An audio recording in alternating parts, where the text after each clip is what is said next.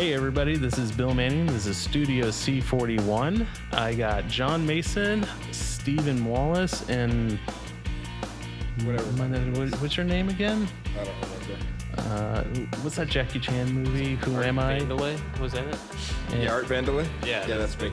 and Michael Beatty with Dunwoody Photo. That's me.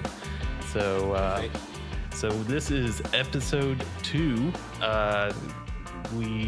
There's been a kind of a long delay because we were all on vacation, and it kind of all happened that we were all at the West Coast or not the Midwest, roughly the same time. It was like so weird. Like we all kind of like Michael was messaging me, and he's like, "Yeah, I'm in Montana." I'm like right on the corner of Montana too. It was kind of weird. So, but how was the trip for you, Steven, man?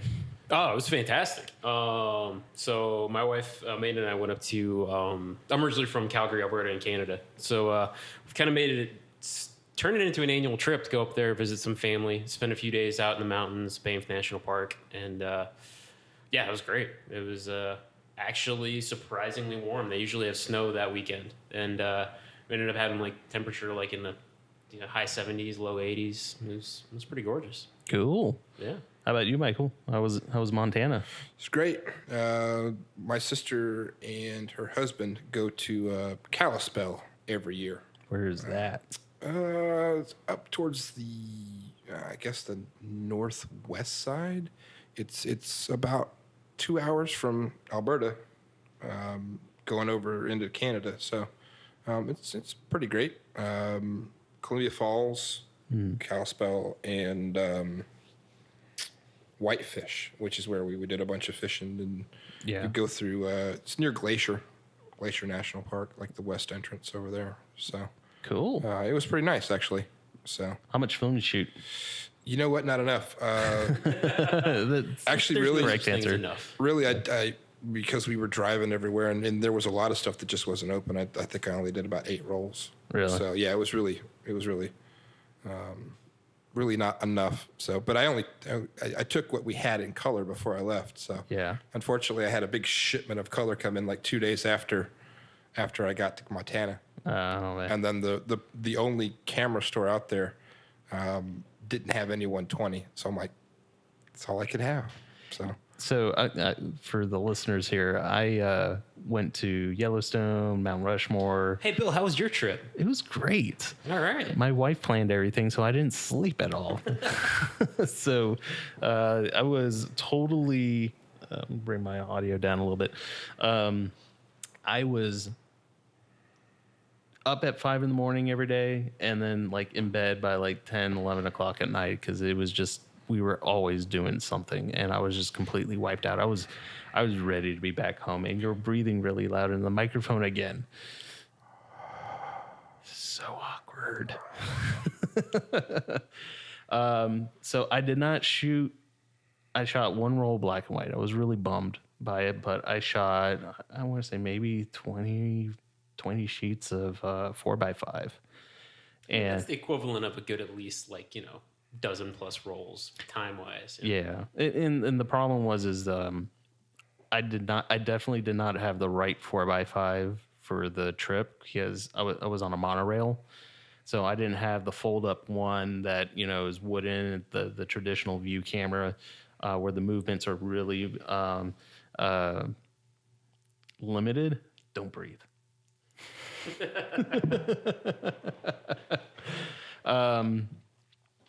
So bringing it up, tearing it down was really, really time consuming, especially when I only had like a little backpack to, put the front and rear standards in, and then, everything was coming in and out. Like you can go hiking around with it all like on the rail ready to go. Yeah, it wouldn't work out at all. So I was just a little bummed out about that, but,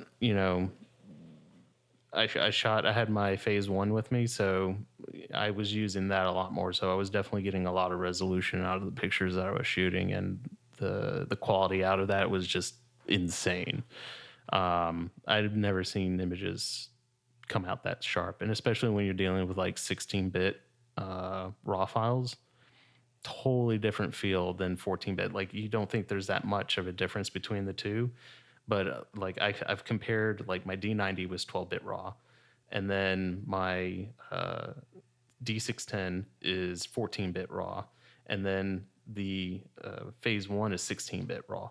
And you can see such a huge difference as far as like color rendition between the two. So John, I mean, feel free to chime in, because I know you like color spaces and stuff like that. You know, you've done the class.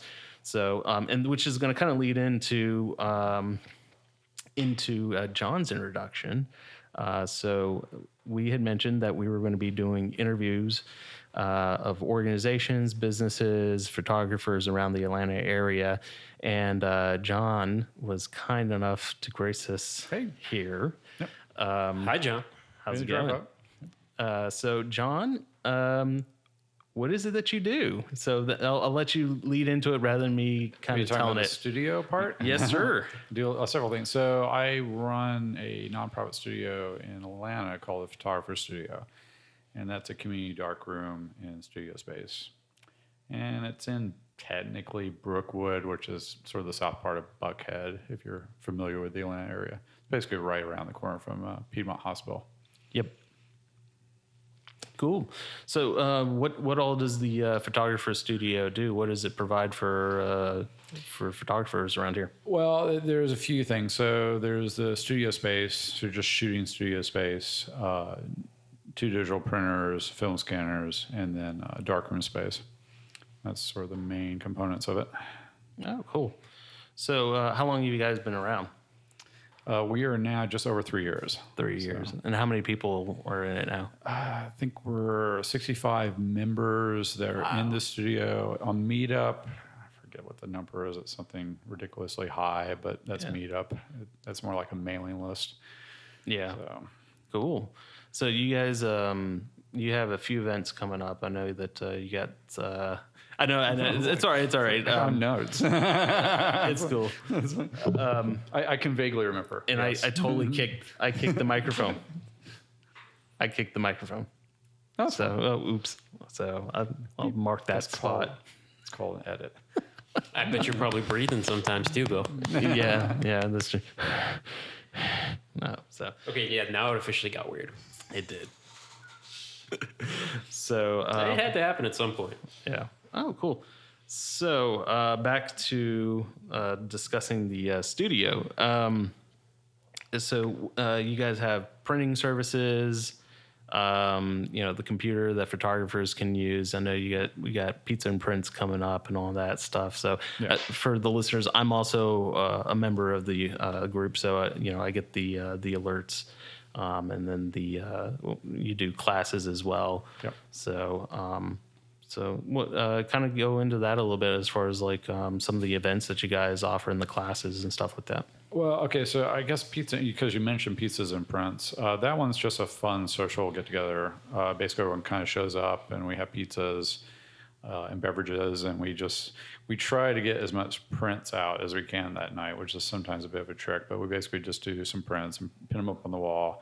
And there's a sort of informal little voting, and the top 3 winners get a door prize. So it's pretty informal, just more a reason to get together and chat and talk shop and all that fun stuff. Yeah. A couple of our classes we got coming up. Taylor Bareford is teaching a intro to black and white film photography. That's a 4-week class. And then we got a C41 class, and that's just a one night. That sounds kind of funny, but it's just a little demo. One, I forget which day it is exactly. I should have had notes in front of me. Oh, you're good. I'm also pulling it up on Meetup group at the same time. So that's the beautiful thing about mobile devices these days and everything. So it's a Google search away. Yes. All right. Here we go. It's a Thursday. I know that. Yes, it is. So yes, that's July 6th is the C41 class. And July 11th, the black and white film class, that's a 4-week class. So that starts Tuesday, July 11th, and then goes for the next 3 following Tuesdays. And then Pizza and Prince is July 19th, and that's just a one night. Cool. So you don't have to necessarily be a member to come to Pizza and Prints or anything like that, do you? Or technically, you don't have to be a member for any of those. You can RSVP, and we got people that do a class first and then join the studio. So it's sort of a way of. There's some people that have never dealt with film before, so they'll take Taylor's class, start learning film, and then once they kind of get the run of the darkroom, then they'll join up and start developing film and doing prints and stuff. So cool. So how often? All right. So I did the black and white class, and there was one student, I can't remember who it was. They brought in their camera and everything, and then we developed the first roll, and it was blank. Yeah. And so how often does that happen? Like, I mean... not as much as you would imagine, actually. Usually the entire roll being blank was... And I think it slipped. It wasn't really engaged in the camera or something crazy. He didn't actually roll through the roll or something like that.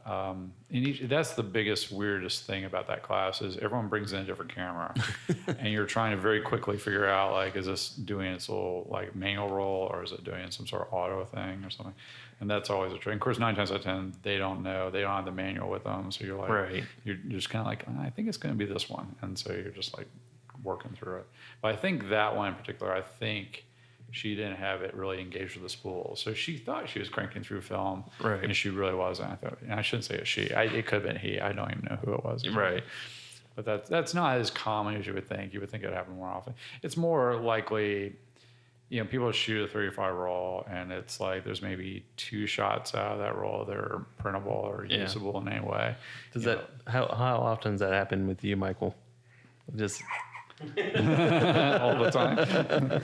Which part? I mean, how many blank rolls do I see a day? Yeah, pretty much. On average, 3 or 4, maybe upwards of 6. I mean, on average, yeah. I mean, it's all for various different reasons. Yeah. 120 is a little harder. normally when they drop off, I know it's going to be blank because the paper's facing out the wrong way. Oh no. Oh, you serious? You get that? It happens. Oh yeah. Often. They load it backwards or upside down. Oh my gosh. Yeah. Yeah, like, that actually would do it. That happens more often than not. I mean, as far as a percentage, but I've done that once before on the 367. So. I mean, the 645, I kind of thank God it's got the little cheat sheet because I don't use it that often. So I like look at it. I'm like, oh yeah, okay, there it is. Yeah. But yeah, no, it's you load it upside down. It's like the toilet roll. Goes this way, it's right. You go this way, it's wrong. It still works. Yeah. It still rolls. You're going through the thing, but you're essentially taking pictures on the backing paper. Yeah. Sometimes you'll get stuff depending on how long the exposures and stuff were. You'll get the reflection of like the dots and the numbers. That's cool. Nice. So, yeah. So it's as far as like ruined 120, we get more like people don't, secure them, so they unspool past the ends. Or don't read that little thing that says load and subdued light. Right, exactly. So, but we get far more old 35 millimeter cameras. People don't load them right, and they don't get everything around the spool. So so we'll get far more 35 millimeter blank rolls. Well, that would happen to me all the time when I was in school, darkroom classes and stuff. Like every year, the first, you'd always my photo 1 class, I think everybody had 1 or 2 frames maybe that came out on a roll that was printable to begin with. Yeah.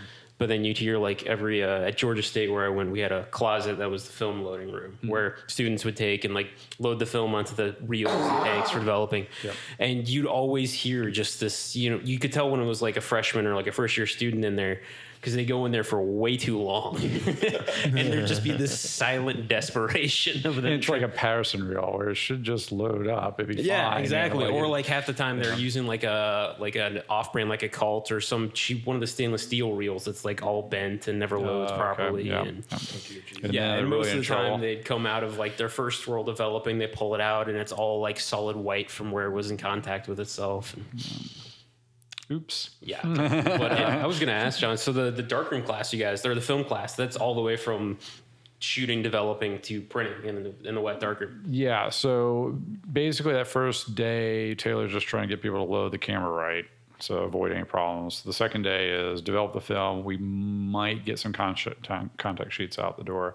And the last 2 days, hopefully, the last 2 weeks, is actually doing some prints. So doing some more contact sheets, some actually enlarged prints and stuff like that. So that's the goal. Some classes, it's like that last day is an actual print day, that kind of thing. So it just depends. It just depends on the range of it. And I think that's the reason why I think we have a limit on that class is like 8 people or something like that. It's more to do with the fact that it just takes 1 or 2 hiccups and the whole day slows down kind of thing. So Yeah. just try to keep a small, manageable group.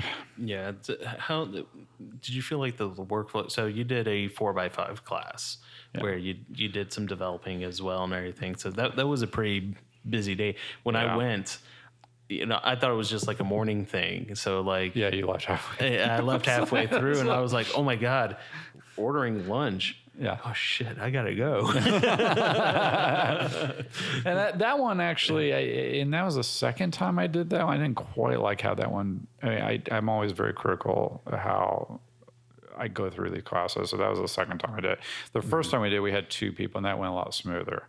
But there again, you just don't know who. Some of these classes, someone shot film before and they're trying to get refresher. Other times they've never touched this stuff before. They're just like, what do I do next? And it's like starting all brand new. So you got a very wide range of experiences coming in, and that's always a trick too. So. Yeah, cool. So tell me about your darkroom space that you guys have. So it's a room. It's got a sink. It's got 3 enlargers, and there's a film drying cabinet, which is actually an old server cabinet that we converted. Pretty much can do everything 4x5 down. Actually, people do 8x10. They just do tray development. And then But your enlargers can do 8x10 too, or are they no, they're set for 4x5 and down, and we got the holders and all that for that. We got a few people, they do 8x10 film, or they'll do a large wet plate. We got several people that do wet plate. So they actually use a studio space to do a portrait, where they go outside and they very quickly run into the darkroom and process a plate. Oh, that's awesome. So that's, it's all very like, I got 30 seconds to do it right now. Like that kind of thing. So wet plate is a really popular thing right now with a lot of people and the kids, especially. It's sort of that. It's in vogue right now, I guess you could say. Yeah, there was even like a pop-up that Chrome Yellow, it's a coffee shop on Edgewood, did I can't remember the photographer's name off the top of my head, but she's actually in the Atlanta Film Photographers group now. But they was doing like a 2-day pop-up. So she was scheduling tintype portraits, and for like, I think $50. Yeah. So pretty reasonable even too. Yeah.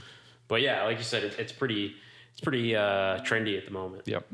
Yeah, I think it's also, why film has kind of like popped up so much is just people discovering or rediscovering mediums that they haven't really shot on. And like tintype was never really, like, it phased out really quickly because film beat it.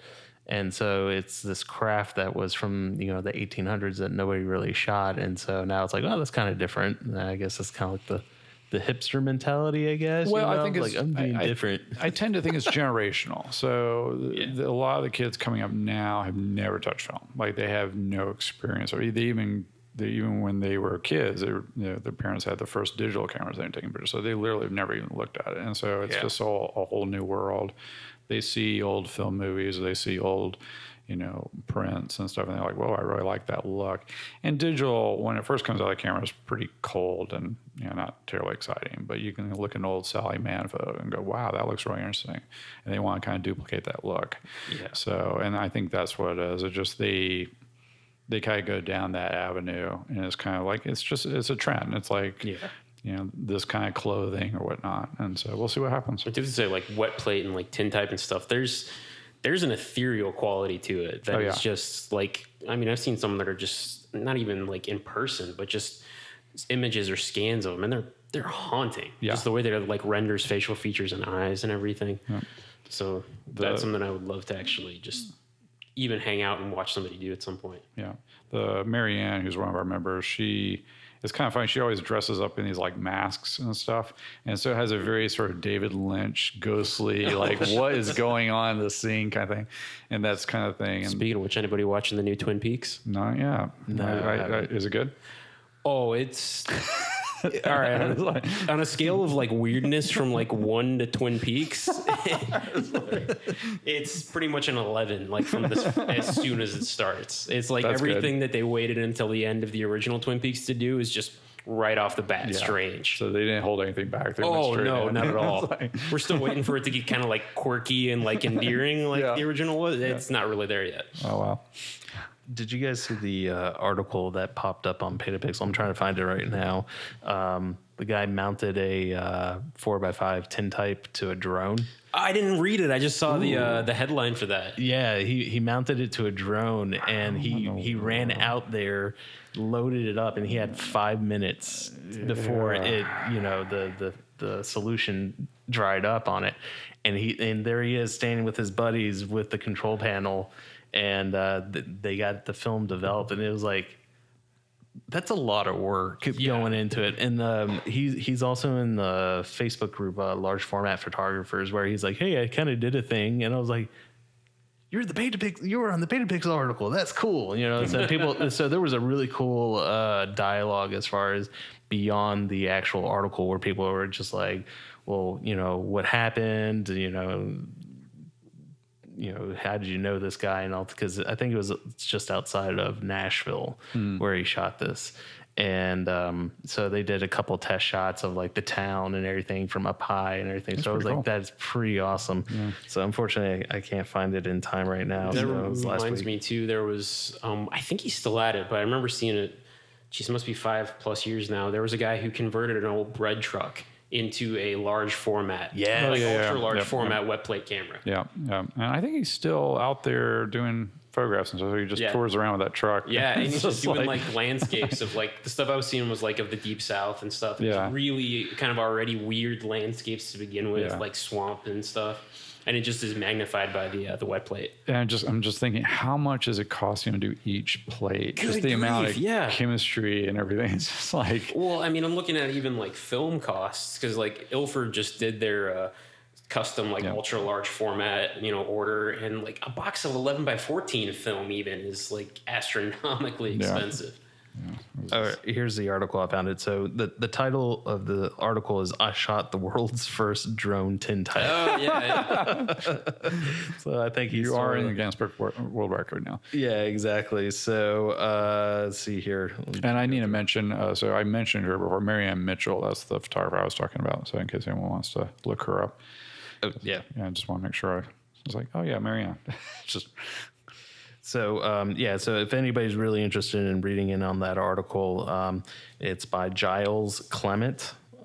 So it was posted up. Yeah, I know of Giles. Giles, do you really? Yeah, I don't know him personally, but we've got some mutual friends. I think we're actually Facebook friends. Oh, I cool. think of it now, but yeah, he would tour around and do wet plate stuff, and I totally didn't realize it was the same guy. He was in Atlanta a couple years ago. Okay, so he was the one that was posting up on Twitter saying, "Hey, I'm in Atlanta. I'm doing some tintypes, $60 or for 4x5. I think it was like $150 for 8x10 or something like that." Yeah, he will like. At least he used to do like just kind of like tours where he basically pay his way by doing tintypes in whatever town he was in. Okay, yeah. So that's him. Again, the title of that article, "I shot the world's first drone tintype" over on Petapixel. So it's actually a pretty fun read. I just went through the whole process of like how he concocted the idea and all that stuff, and went through the process of like actually trying to get it mounted and all that stuff. So it was pretty cool. I love that.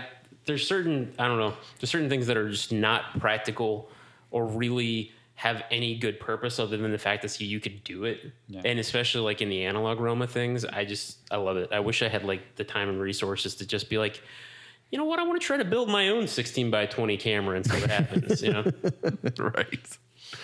That's cool. So, well, cool. John, you got anything else you want to add? How do we find you guys?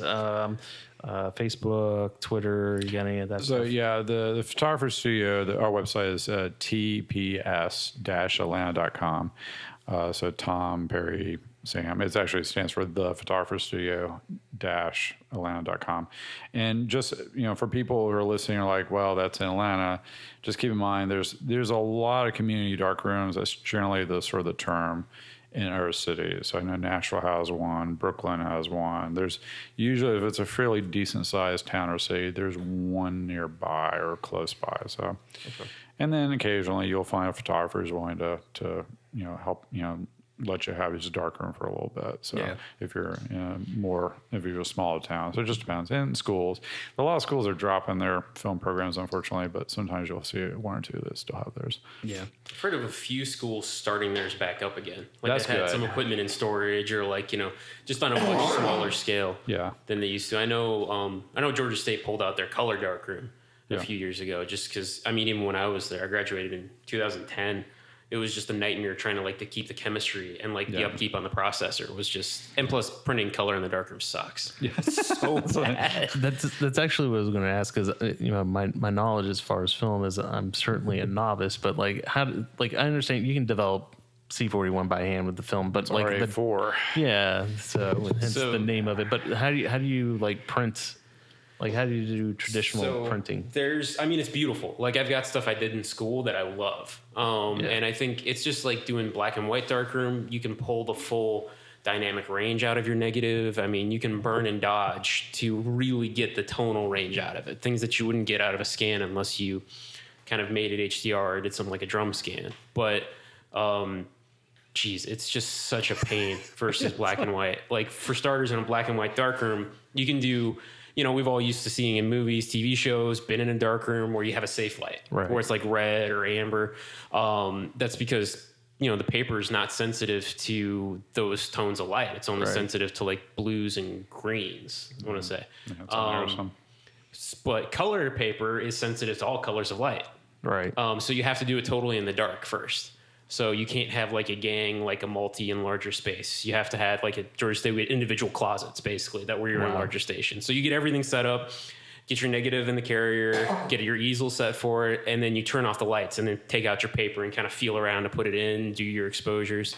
And we had a processor where you could put it into a paper safe, go into that room, load it into it, and it would process it much basically just a bigger version of what Michael has here in the lab that, does, it's an RA4 processor. Yeah. But doing it by hand, you would have to do something like a Jobo, a rotary processor, or, you could probably do it in a sync with just a big drum like you could with film essentially, but it's just such a pain. And the thing about it is you're having to do all your corrections.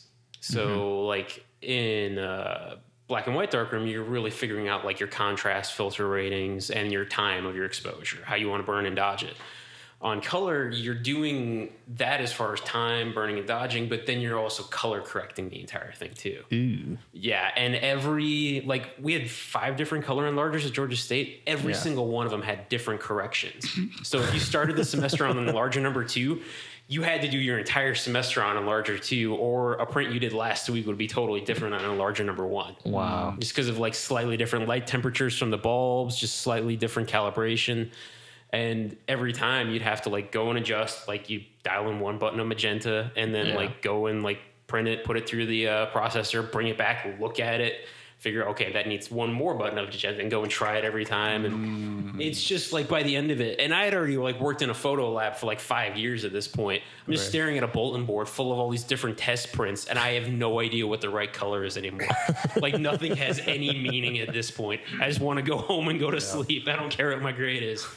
And so color printing in the darkroom kind of sucks. Like I said, it was beautiful, except Ciberchromes. Ciberchromes were a ton of fun. Yeah. And that's doing that's unfortunately an extinct process. That was doing prints directly from slides. That Ilford took over bought that process. They named it Ilfachrome. And I actually did that for a project myself. That was the one project where I spent way too much money and took out student loans for, and decided to be super ambitious that I'm gonna spend $1,300 on one project this semester in college to just do it. I bought a Jobo, I got all the chemistry special ordered, I found the paper and got permission to have this extra chemicals in there and everything, and it was great. With Ciberchromes, you had they had like one correction button on a pack of paper and that was it. And it's just what you saw was what you got because it was slides. And it was so easy to do and so beautiful. And if I could still do that, I might want to like print color darkroom stuff. That's cool. But yeah, all that long ramble to say, current like inkjet stuff has gotten so good. There's no reason to not do that. Michael's already shaking his head no. It's going, I'm not going to do that. And all the things that I really want to add to the store, you know, the dark room in the back is something I want to do, but I really just want it to be able to play around with some black and white. I have no interest in any way, shape, or form of trying to do a color dark room back there. Yeah. Or color, yeah. Well, I'm sure finding the equipment is like even harder to find now in comparison to like black and white enlargers and stuff like that. It's really not that hard. You just have the different enlarger head. Oh, like, really? You can use pretty much the same enlargers for it. Like we at Georgia State, it was all Bessler 4x5s. Which is, you know, I've got one of those, and then I've got an Omega. So I mean, yeah, it's just doing a color head versus a black and white contrast head. Gotcha. But I mean, and even at that, I've got the Jobo. I've got a big 11x14. Yeah, so you've got the ideal setup to be able to do it. Yeah, and please don't do it. No.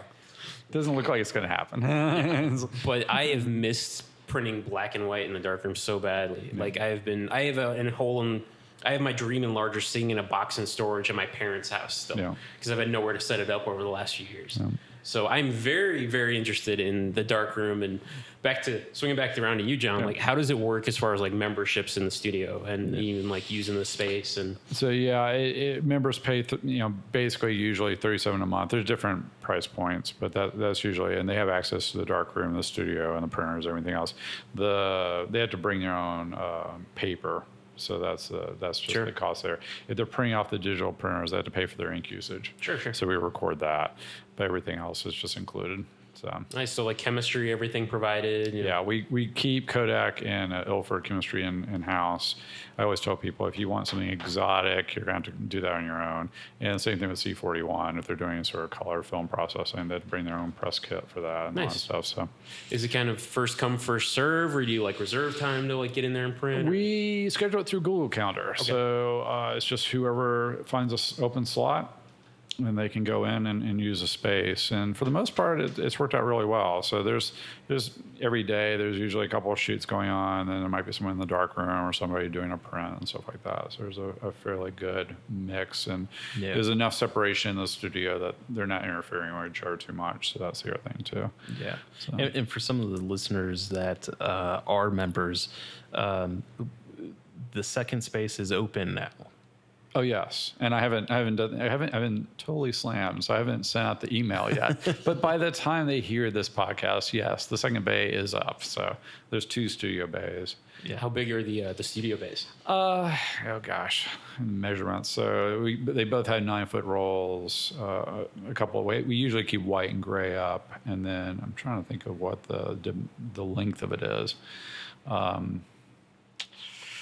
30 feet, and the other one's like 20 or something like that. It's something. They are one shorter than the other ones. One's more set up for a headshot kind of game, where the other one's more full length. Yeah, there's still a lot of space. I mean, you can still, with the seamless backdrop paper, I mean, it's big enough to cover the full person. So, like for example, if you're like interested in doing fashion or something like that, you definitely have the space for one person or something like that.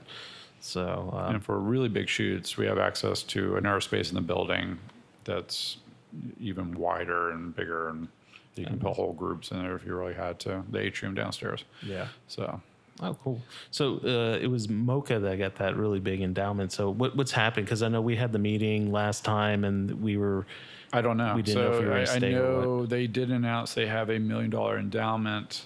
I believe, and I don't know anything. I don't have any inside news, and I don't think they would share with me even if they had it. But I think the point is they're going to move into or build a building is the idea. So they're in the Tool Arts Center with us, and that's done fine up to this point. They've expanded quite a bit. They actually expanded a whole new space downstairs. And it's like with any museum, like at some point you got to get your own space, your own building. And so it's just like the High. The High actually started what's her name's mansion way back in the day. Like Mrs. Woodruff's mansion, I think. Wasn't Yeah, it? yeah. And then they built that building that they have now and such. So, and I think now the Woodruff Center is thinking about redoing or doing some more construction. So, Well, they're building the new Symphony Hall, finally. Yeah. So. And I think there's something going on with the high with that as well. So, Okay. that's what all these museums are doing is they're just, they try to get their own space. That's and crazy. such. That shows how long it's been since I went to Mocha, just after they moved into that space. Oh, really? Yeah. From when they were on Peachtree, Yep, in the yep. building more kind of Midtown area. Yep. So, geez, it's been way too long since I've gotten a chance to really go out to any galleries or anything. Yeah, and they've been pretty active. So they have a worker artist project, and they do little projects and help artists out and such and shows. They've been really active lately. So That's great. It kind of makes sense. So they're getting a lot more sponsorship and endowment. So that's the way it's going. So far, the economy is doing well, and it kind of filters into all the nonprofits. So that's the key of it. We'll just hope it stays that way. And I think the Atlanta art scene is finally getting some with the film industry coming here. Oh, yeah. There's been a boom in arts in Atlanta in general. Yeah. Oh, cool. If somebody wants to come down and check out the studio, do they reach out to you? I know that we've had some instances where people just kind of pop their head in right in the middle of the shoot. Don't just show up unannounced. Because There goes my plans. there is a working studio, so there's usually a shoot going on. So it'd be a kind of awkward conversation, you need to talk to John. He's not here. There's a contact on the site, but thephotogstudio@gmail.com is the email address, and usually just schedule a day during the week to come in, and I can show you the space. Cool.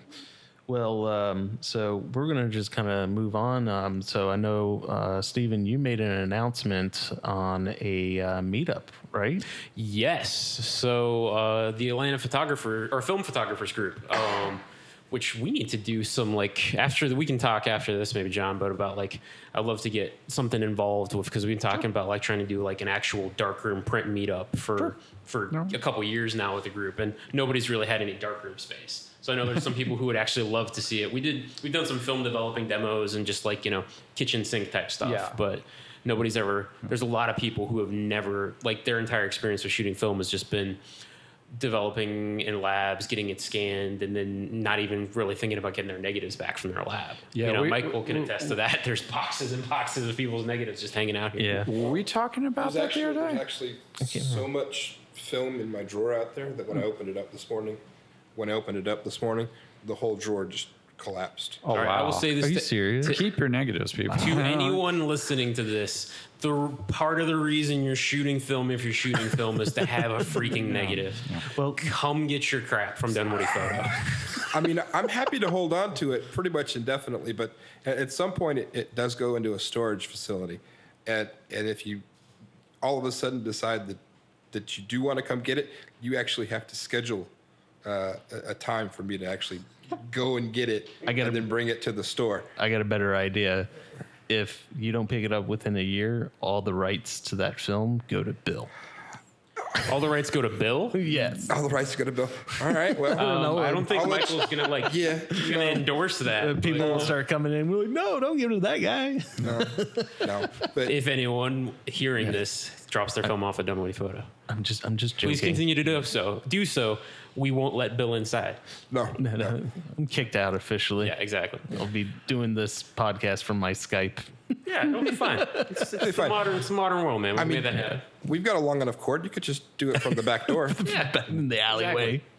But anyway, sorry, I do this. I get off on rambles and things. But anyway, it would be fantastic to have actual print meetup, and I think we probably have a lot of people who would at least like to give it a try and see, and seeing that first image of yours materialize on paper in a dark room. It's magic. That's always, it always surprises people. It's about 20 seconds later, oh, okay. It's it pops up, and then that's always kind of a magical moment. Cool. So so Bill was saying the Atlanta Film Photographers Group, which if you are listening and you're not a part of that, and you're in Atlanta, in the state of Georgia, shooting film, wanting to get into film, our group is basically, it's just a Facebook-based group. You can search for Atlanta Film Photographers. We are having a meetup. We're trying to do every other month meetups right now. We're actually having one this coming Thursday, which would be the 29th. Yep. So we're actually just going to do a shoot at Ponce City Market. We have a few models, I think 2 confirmed. We're also going to try to get a 3rd. It's really just going to be a hangout, walk around, shoot, just pretty informal, just a chance to get out. You know, it's staying later now. You know, Ponce has some great variety of stuff around there, and just really a chance for some people to get out. You know, especially a lot of people who do this for a living who have been like in the middle of the dregs of wedding season, who want to like just blow off some steam and like hang out and, you know, just shoot something fun. But yeah, so we're meeting up at 6 p.m. at Ponce City Market. If you join the group, there's an event there, or you can just show up. And if you see a bunch of people walking around with like film cameras, that's probably us. If not, there's a rival group, and we need to have some kind of like West Side Story dance battle, like we're just snapping, snap off. Exactly. And that's really how I plan to resolve all conflicts. You're the Warriors? Is that what it is? No, that would be if you had like glass bottles and could clink them together. And then that guy was in Twin Peaks. We brought it back around. Okay. So anyway, but that's happening this next Thursday, the 29th. I'm not sure when this is going to go live, but it is the last Thursday of June. Okay. Cool.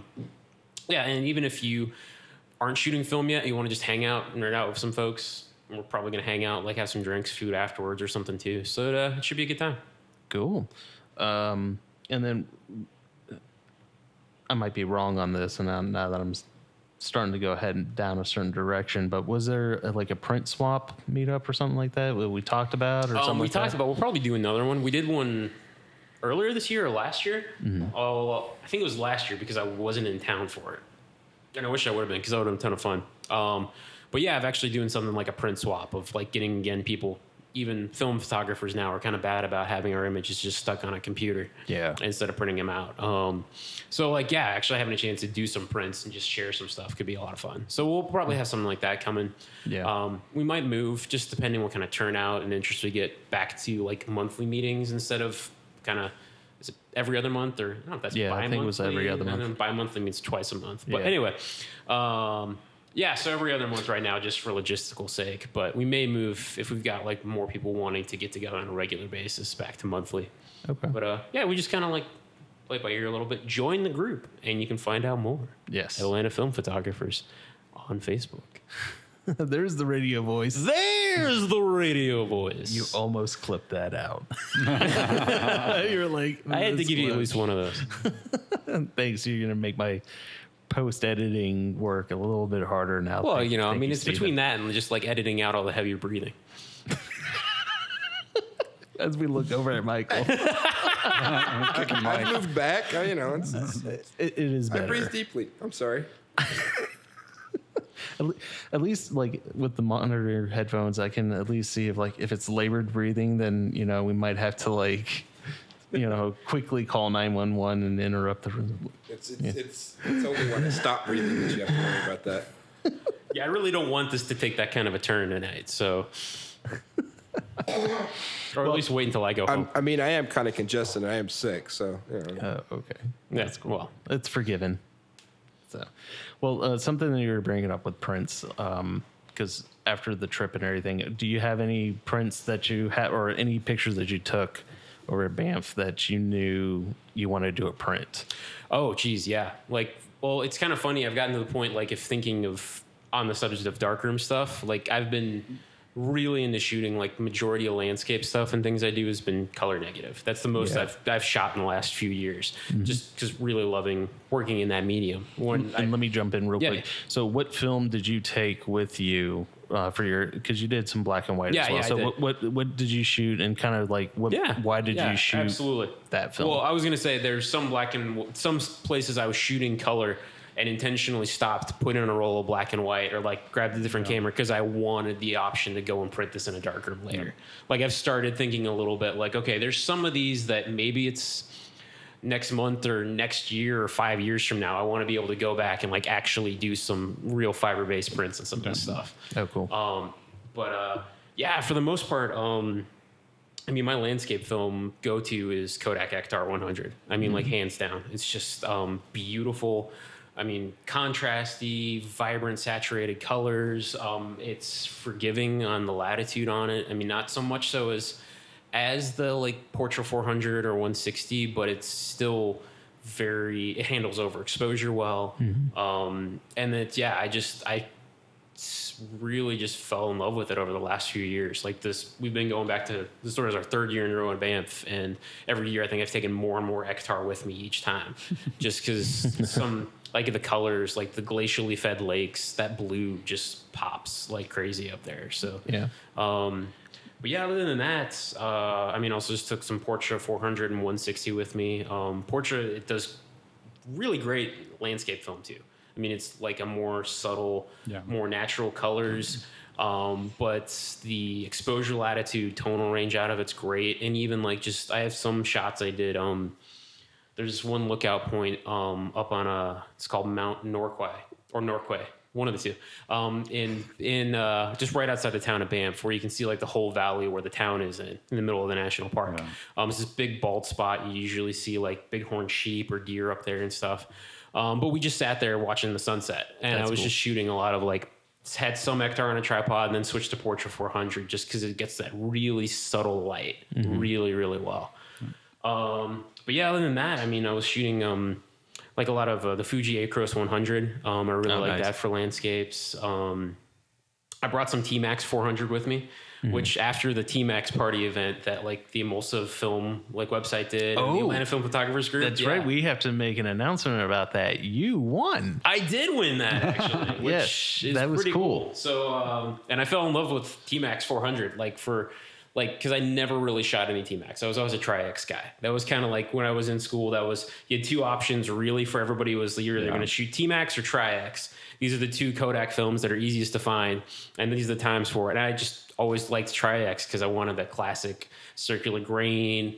It was that iconic film that has been unchanged for like 60 years, and I still love to shoot it. I shot a lot of Tri-X too. Yeah. But yeah, really finally for this T-Max party that emulsive.org did, which is a film photography website that's fantastic if you haven't checked it out. I just shot some walking around Atlanta and loved it. Yeah. And tell us about the picture that won. Yeah, so my picture that won, it's the one of that tunnel, that bridge, that walkway, I think, right? Yeah. So you don't even remember the one. Yeah, I'm trying to think of it now too. So part of what they did a party for a particular film where you have like in 1 month, like 1 week is shooting it, the next week is developing and scanning it, and then the third week is submitting it. I was just online, just hashtagging it. They had an account on Twitter for it. And then they picked their top ones to like have people vote. And like people voted for mine. Like I had enough people that are probably like, didn't help that I shamelessly self-promoted myself on it too, like to Facebook and social media, like, hey, go give me a vote if you like it. But yeah, I was lucky enough to win. It was a picture of I spent 1 day walking around downtown. Cool. It was actually on Good Friday, the Friday right before Easter. My wife works downtown. I just took a bus down to MARTA train and just got off before I met up with her for a few hours and just wandered around like a Peachtree Center area, just with T-Max 400 and 120 and 35. I also had some rolls of Cine Still 800 and 120 that I shot too. I really like how they came out. But cool. It was just, there's this walkway going from Peachtree Center Mall to the parking deck that goes across over like West Peachtree and Cortland. It's just this old, it's been there since the 70s and the building was built. It's got these like, just this covered walkway that's partially exposed. It's just a long tunnel basically. Yeah. So, and I just always wanted to shoot it and just really liked the way the light was coming in and really, really loved. Like speaking of like an image, when you get it out, like I developed it, scanned it. As soon as I saw the scan of that, I just like, my jaw was on the floor. It was like, this is exactly what I wanted this image to be, like straight out of the scanner, like no tweaks or anything. It's so crazy because the same thing happened to me with the one roll of 35 that I shot. I was in St. Louis and I was at the Starbucks on the first floor. And the light was just coming through and there was this couple sitting at the window and everything. And so I had that little Peachtree rangefinder. Oh, yeah. And so I got to bring it back. I haven't brought it back yet. So But it was really hard because it doesn't have a meter in it. Yeah. So I was kind of looking. I was like, yeah, let Guess me do maybe. that. And I kind of eyeballed it, and I shot it, and then I got the alert on Dropbox that the film, was dropped in there, and I looked at it. I was like, oh my god, like I nailed it. I was so excited. And the funny thing is, so the Emulsive did the Secret Santa. Back in December, Yeah. we were in on that, which is really cool. So around Christmas time, so everybody does the Secret Santa where if you want to do it, you sign up and then you're paired with somebody. And so you find things that they put on their wish list and you send it. And you don't find out, or you're not supposed to open it until at Christmas time. Right. So like for me, I can't remember her name, but she sent me a book on pinhole photography, which was really, really cool. And then she sent me some lomography 400, Lady Gray 400. Oh yeah. Black and white. And then was the Fuji 200. I can't remember. It's like the consumer. Oh, like the Superior. Yeah, Superior. That's what it was. I hadn't shot that yet, but so I was really curious about the lomography because I haven't shot that. And so I started doing some reading up on it beforehand, and I just wanted to just make sure, as far as how's the contrast look on it and everything. And everybody said push it to 800 because you are going to get some grain, but it's super, super, super flat as far as contrast goes. So given that one stop push on it, really will bring up that contrast, and I'm really glad that I decided to push it up. Now, if you were to do a 1-to-1 view of that film negative scan, it's so grainy. Is it 35 millimeter? Yeah, it's a 35 millimeter.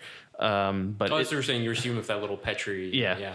So it was super, super grainy, but I mean, like the exposure, everything was like dead on, and I was like, I'm totally cool with this picture, and it actually came out pretty good. So I was really happy that I'm getting to the point now where I'm kind of being able to accurately guesstimate, the right exposure for stuff, and that's the tough part, especially when the general picture with like Portra 400, you really don't shoot it at its rated speed. You can, but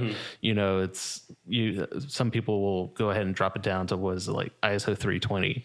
Yeah, that's what I usually rate it at. And then shoot for your shadows at that point, and that gives it that classic portrait look and that you're everybody's basically seeing. Overexposing it by almost a stop at that point, Right? Because you're meeting for the shadows and you're rating it at 320, and yeah. So it's really interesting. Like everybody has like that sweet spot for every type of film. Like I think I shot Portra 160 at 100, and that was like 2/3 of a stop overexposed, and it actually looked really, really nice. I was really happy. That's always what I shoot like 160 at, is just because it really likes the extra contrast. And the recovery is amazing too. Yeah. So those two films. Michael was saying in the last episode, what was it? When people are overexposing on some of the film, you just add a few stops of density, and it's all right back, right? Yeah. I mean, it's when you're scanning on the Frontier, it's just really easy just to add a couple of buttons of density to bring back whatever highlights get blown out from overexposing it. So yeah. And there was a person that was giving us some feedback on the Facebook group. They wanted to know a little bit more, like as far as what density is when you're mentioning, because I know it's you're removing light, but I mean, is there like a technical process that takes place in the Frontier or anything like that? I don't mean to put you on the spot or anything like that. I mean, that really the most apt description is I'm adding density. So I mean, you're lightening or darkening the image based upon. I would say, like in the old days, it's basically like putting a neutral density filter in front of or brightening the bulb to put out more. Like so it's an actual hardware control rather than being done software. Right, exactly. So with like you're doing it in like Lightroom or Photoshop, you're just moving the slider for left exposure. or right for exposure, left or right, based upon if you want to brighten it up or darken it up. With Frontiers, typically it's done through filtering or brightening or darkening of the actual light source. So when you're brightening the image, you're actually turning up the wattage on the bulb, so it actually puts more light through. And then doing it the other way, you're adding density, so you're darkening it a little bit, or you're adding a neutral density filter, or whatever corrections that you're doing to it. So Right. It's essentially all of this controls. I mean, the same thing like Lightroom and Photoshop. It's all based off of controls that started in the darkroom. And I mean, here, when I first got into doing color darkroom in school, it was like immediately like I recognized the stuff from printing in a mini lab, because that's what it's all based on, is the darkroom. So they have the same buttons of cyan, magenta, and yellow are the same control knobs you have in the darkroom as far as like adding, removing color. And density is just basically its exposure. It's the equivalent of adding more time, a longer exposure. It's essentially like a longer shutter or slower shutter speed, more light into it. Okay. Oh, cool. So yeah, for me, as far as like, so we're kind of wrapping back around over to prints and everything. So and we'll kind of dive into, I think, more into the next episode as far as like the mystical world of like how to get prints right, because that's the biggest. Well, what do you mean by right? Well, like for example, like if somebody comes in with like I think somebody comes in with an image that's shot with a standard 35 and it's a 2x3 format, but they want it, printed in 8x10, and then now they're upset because half the head is chopped off. I think that's well. I mean, you got to think about like if it's done on a 35 millimeter, it's a 2:3 format. So right. So 2 times 2 is 4, 3 times 2 is 6. So that's what normally makes a 4x6 image. Right. So if you do that same thing, 4 times 2 is 8, 6 times 2 is not 10. So you're going to lose 2 inches off of your print. Right. So, I mean, as far as that kind of stuff goes, I mean, if you're a professional photographer, we see more and more, because we have a lot of people don't think in terms of printing anymore. People don't think in terms of printing anymore.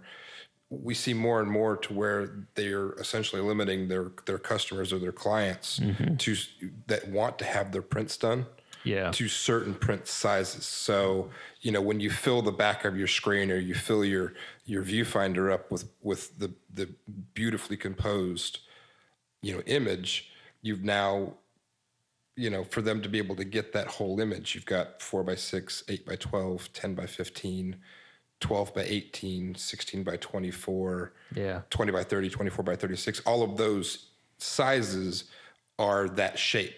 Yeah. When you get into your standard frame sizes, which are mainly based off of old 4x5 negative sizes, 8x10, 11x14, 16x20, you're losing, 20%-ish plus or minus of your image. Right. You're losing 2 inches off of the top of the bottom, or, whatever you decide that you're going to lop off, Uncle Jimmy or Aunt Joe, you know what I mean?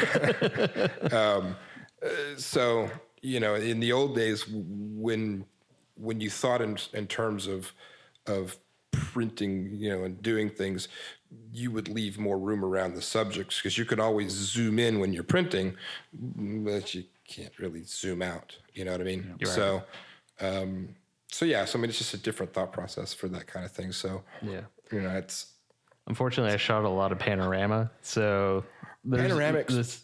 It's hard to find. Like, I know they're like, so like 12x24 is probably the best. Well, I think the thing that was always like, so in printing in the darkroom, and John, feel free to like jump in on this too. I'll try. Yep. But if you want to at all, but like in school, we would always do like, so shooting 35 millimeter or whatever, we print on an 8x10 sheet of paper, but we'd print more or less full frame. So you'd have an edge, you'd have a border. Like your print on an 8x10 paper would never be. And you can kind of do that now. When worst comes to worst, when we're dealing with that particular set of things, you do a no crop print, which basically means you back the image out on that size sheet of paper. So if it's an 8x10 sheet of paper, you can project that image onto that, and you will just have white on the top and the bottom. And you can stick that into a standard size frame, or what we would usually do, kind of like the traditional approach to it, is mat it. Like you can, even if it's an odd size, it's not that expensive to get a custom mat cut. Yeah. Or if you're really masochistic, to start cutting your own mats.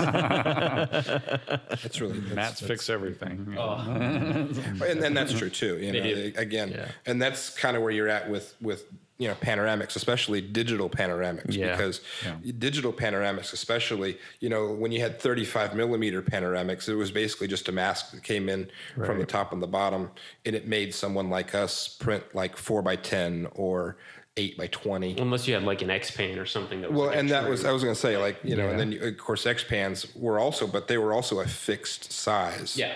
Right. You know what I mean? A fixed aspect ratio. So there was a standard set of, whether it was 12x24, I think is what that one, or 8x24. I can't remember what the actual ratio is on those. But with digital, because you're on most of it, you're moving with the image. You're like an old style panoramic camera. You could move 185 degrees, 320 degrees. So because of that, your aspect ratio is going to change. I've got people that come in here where they're like, I want it to be this wide. It's 24 inches. And you're like, okay, but it's only going to be 3 inches tall. Yeah. Speaking of which, I know you were just reminded me because, Bill, I know you're really into Clyde Butler. Yes. I actually got to see him talk at Imaging in Atlanta in last year, 2016. Yeah, I'm a little embarrassed to admit that when I was over at the Capture Integration booth, I was standing next to him the whole time. Oh, dude. And I did not again. He has a hat, right? Exactly. And I he mean, had the giant beard. after the fact, I'm like, oh crap! I was standing next to him the whole time and didn't even realize. He looks like Santa Claus. He does. Exactly. And this was before, literally a couple weeks before, I really started digging Clyde Butcher, and then I had realized that I was like, oh my god. Wait, did I say Butler? I mean Butcher. Yeah. Butcher. One where I got Butler from. So I was so bummed by it, and then I've been so sucked into his work. I mean, just the Badlands was just what really influenced me to get out there, and there's just certain images that really speak out to you, and that kind of help you shape how you're going to be as a photographer and all that stuff. And so his picture of the Badlands. And then Ansel Adams's Grand Tetons and Snake River picture. Yeah. Those two are if I had money to waste away, I would get definitely very large prints of those, because I think the when I first saw the Grand Teton Snake Rivers picture at the Ansel Adams Gallery at Yosemite, they had one that covered up the wall. Oh, yeah, they've had some big prints lately. Yeah, they do. They I was gonna say that reminded me too. The Booth Western Art Museum in Cartersville. Yes. They have an Ansel Adams Masterworks exhibit running through October. Up to October. I think end of October, now that I think about it. Yeah, I remember. I've gotten to see two different touring shows of work that they've had there. Yeah. And it's good grief. Just go.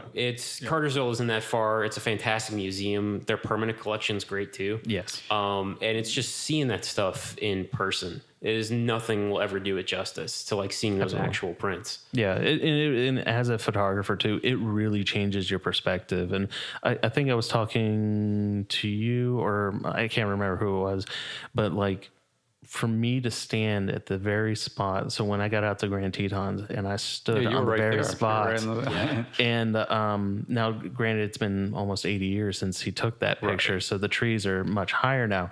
But I mean, it was. You see it. It's different looking at it in the picture, but when you're standing there, you totally have an epiphany as far as okay, now it makes sense as far as his composition. Everything just made sense at that point. And then from that point on, as far as my shooting went throughout the trip, I noticed that I'm more attentive to lines and things were lining up correctly. So my sand dunes picture, I absolutely love that picture where the sand, you have the lines in the sand, and then you just, for a sense of scale, you get that guy, that hiker that's a little toy at the top of that hill, and it's so deceiving because we try to hike it. And it was that doesn't seem so bad. It's only a 750 elevation. Sand dunes are worse. Oh, it was horrible. Yeah, I mean, we got up 3/4 of the way. Yeah. I got in better shape for that. And we only got 3/4 of the way, and I couldn't make it. That's we were in Banff. There were a lot of areas that were still covered in snow. And we tried to actually hike up this one trail that's only about a 10-minute walk up to this one lake. And everything, there were signs and trash cans that are normally at eye level that we were standing above. There was that much snow still, and like you just walk a few feet and then just go straight down like above your knees. Wow. So like doing that, like we ran into a couple later who hiked it with like they were full on, like they had like the poles. They like they're all it decked took out. them like about an hour to get up there. Yeah. So It's just amazing how much energy gets sucked out of you. Sand dunes, I know, because the sand, walking's not simple, and the heat and everything. It's just you sometimes go too far and realize you're in a little bit of trouble, and then you're like, okay, you got to turn around. So that's altitude too does that to you. Like we a few years ago went to we're in Denver and took that road in Rocky Mountain National Park where it's like however mile high, however high it is, you're driving across the top of the mountains. Yeah. And it was middle of July and it was like 30 degrees outside. It was awesome. But a storm cleared and my wife and I were like, this is awesome. Let's go. Like we're gonna walk up this little hike, and we got like a few feet away from our car and we're just like keeled over, just like panting, like we did not prepare for this. Right. Yeah, and that's exactly how it was at Sand Dunes, because the highest, so you are already at roughly 8,000 feet. So there's an additional 700. Oh, exactly. So there's another 750 feet elevation gain from that point, and so it wasn't the fatigue; it was the breathing that really was taking me out. And that last quarter of that hike, my wife and I, we were just like. Totally wiped out. We was like, I went through a whole gallon of water at that point, it was like, we got to turn around. You had to be climatized for that altitude and that sort of humidity. Yeah. But what I was going to bring it back around originally to like Clive Butcher's stuff. Yeah. And Michael, you got back in, he stepped out for a second, just at the right time, talking about like standard print sizes and stuff. Yeah. He had this presentation. He had like a custom built panoramic like view camera. That was it was basically like if you stuck like two 8x10 cameras together, and he had to have like two tripods holding it up to support it and everything. He was showing pictures of him like, up to like above his waist in swamp water, like setting this thing up. And, I haven't seen that one. Yeah. It's like, he did that apparently a lot. Like was just hanging out in the swamps, like, just kind of like trudging around. Yeah. But yeah, he had it doesn't like the weird print sizes and stuff I guess it's nothing new.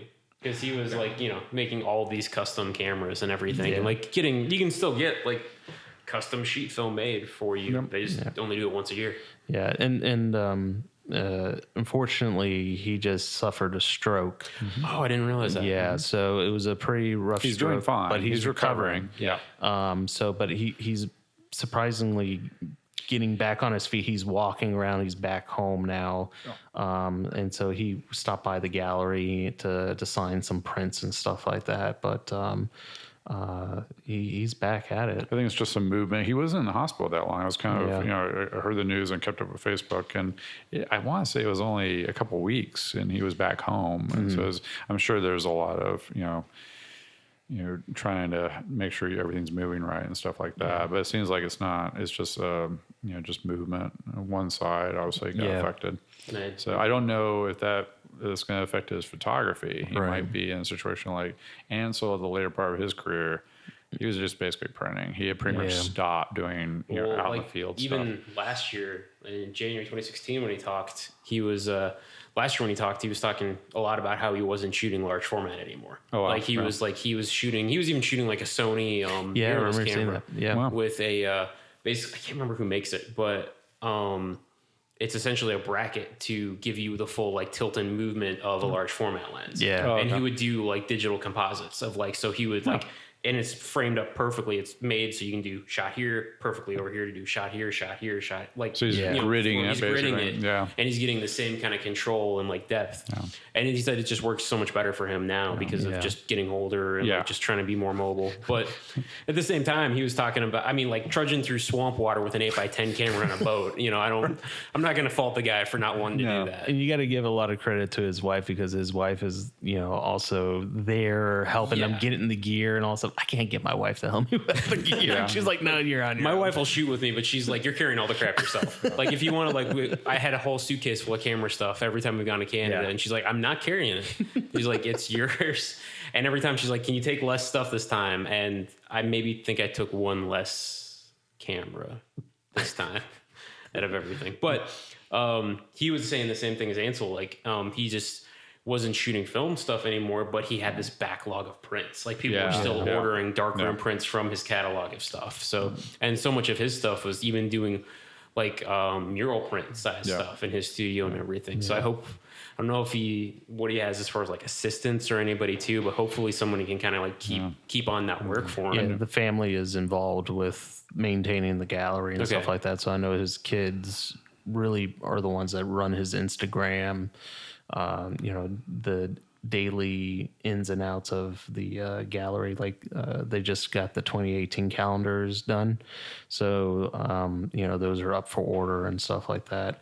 And I'm definitely, hopefully around Christmas time, I'm going to get an 11x14 of that Badlands picture. Nice. Like I'm very selective as far as like selecting art. Like, you get the people like, oh, I buy this art for an investment and everything like that. But like, I'm more so like, if there's something that really speaks out to me or something like that, I'm going to buy it. So yeah, and that's what you really should be. I mean, if you have the money to invest, that's one thing, but it should speak to you. You should enjoy it. For sure. That's the thing of it. Yeah. So, all right, guys. Well, we're going to go ahead and wrap it up here. We're going to be doing another episode in hopefully the beginning part of July. We'll see. I know it's wedding season for Steven over here. I don't have another wedding until I'm second shooting one July 1st. But, okay. I don't have anything until the middle of August. So wow. Which is I hope it's indoors. It's in the mountains. So okay, that's good. Yeah, exactly. So the month of July in Georgia, I'll just be avoiding the outdoors. Yeah. Well, cool. So we're going to have hopefully another guest on the show that we're going to be bringing on there. It's a surprise guest, so I'm not going to tell you guys who it is. But more like I don't know who it's going to be yet. Oh, okay. I was gonna say, I'm just going to be honest about it. He hasn't told us yet. Almost like it's just Michael doing some funny voices. Oh, boy. For breathing. Yeah. We were almost done. Almost done. All right, guys. Well, thanks for sticking in with us for this hour long and listening to us banter. John, thank you for coming in, thanks man. for having me. Yeah, and seriously. Again, if you're interested in the photographer studio, it is tps-atlanta.org. .com. But I think we had .org as well. Do you have .org as well? Yeah, I did my best to keep all the... because that's always a mess with domain names. Yeah. And if you probably Google the photographer studio. Atlanta Darkroom or wherever. Yeah, pretty much. Cool.